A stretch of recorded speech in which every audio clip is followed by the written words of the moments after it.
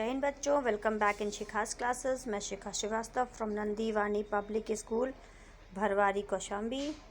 आज हम लोग पढ़ेंगे लड़का लड़की यानी कि लिंग। यहाँ पर देखिए, आप सभी को इस संसार में जितने भी लोग होते हैं या चीज़ें होती है, उन सब का कुछ ना कुछ नाम होता है, ठीक है।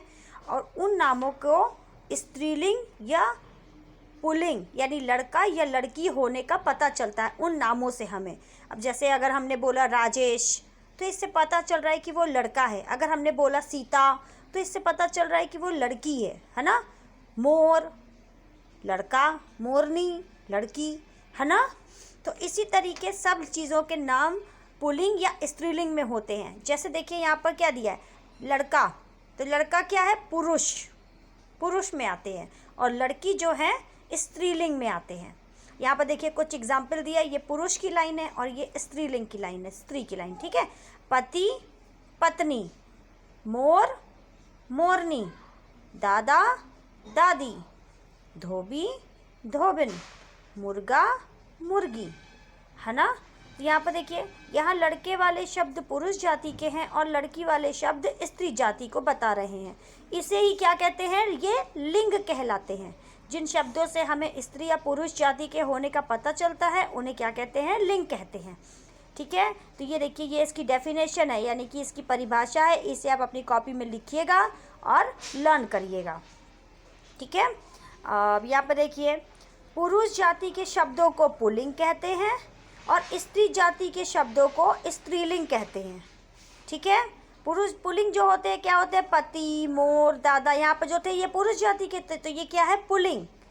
और यहाँ पे देखिए पत्नी, मोरनी, दादी, तो ये हमारी स्त्री जाति के हैं, तो इसे कहते हैं स्त्रीलिंग।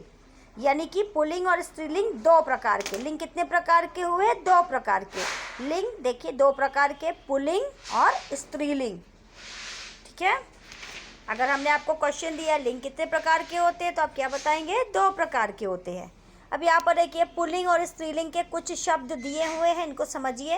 राजा रानी, बेटा बेटी, पिता माता, मामा मामी, नाना नानी, चूहा चूहिया, माली मालिन, ऊँट ऊँटनी, ऊँट क्या है, पुल्लिंग, ऊँटनी क्या हुआ, स्त्रीलिंग, शेर शेरनी, बकरा बकरी, ठीक है। तो इन सब को आप पढ़िएगा और समझिएगा। अब यहाँ पर देखिए, हमने इस चैप्टर में क्या समझा, नाम वाले शब्दों के जिस रूप से उसके स्त्री या पुरुष होने का पता चले उसे लिंग कहते हैं। लिंग दो प्रकार के होते हैं, पुल्लिंग स्त्रीलिंग। पुरुष जाति का ज्ञान कराने वाले शब्दों को पुल्लिंग कहते हैं और स्त्री जाति का ज्ञान कराने वाले शब्दों को स्त्रीलिंग कहते हैं, ठीक है। तो ये भी आपका लर्न होना है। और लिंग की परिभाषा, अभी मैं परिभाषाएं आपको लिख के दूंगी, तो आप उसे अपनी कॉपी में लिखिएगा, ठीक है। अब यहाँ पर कुछ एक्सरसाइजेज है, इससे भी कर लेते हैं हम लोग। यहाँ पर देखिए, रंगीन शब्दों के लिंग बदलकर वाक्य पूरे कीजिए। तो यहाँ पे देखिए कुछ रंगीन शब्द है, या तो ये पुल्लिंग हो सकते हैं या स्त्रीलिंग। अगर पुल्लिंग है तो उसका स्त्रीलिंग लिखना है, और अगर स्त्रीलिंग है तो उसका हमको पुल्लिंग लिखना है। धोबिन और डैश मिलकर कपड़े धो रहे हैं, तो धोबिन का पुल्लिंग क्या होगा, धोबी। चूहिया और चूहा बिल में रहते हैं, तो चूहिया स्त्रीलिंग, तो उसका क्या होगा, चूहा।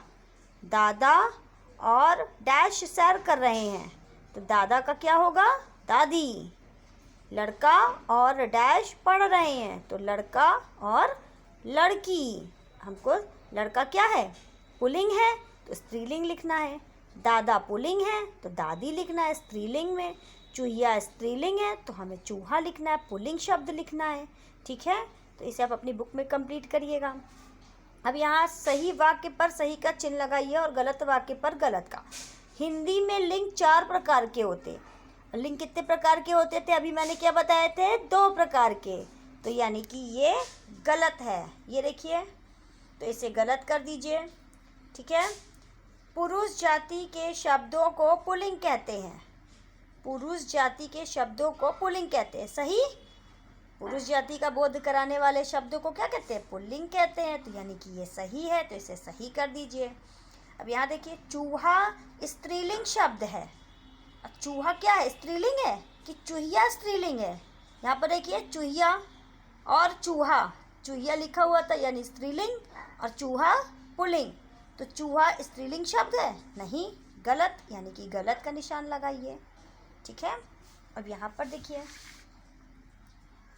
नीचे लिखे परिवार के सदस्यों को पुल्लिंग और स्त्रीलिंग में बांटिए। अब यहाँ पर देखिए कुछ शब्द लिखे हैं, इनमें से कुछ पुल्लिंग है और कुछ स्त्रीलिंग है, उनको पुल्लिंग और स्त्रीलिंग में लिखना है। ठीक है।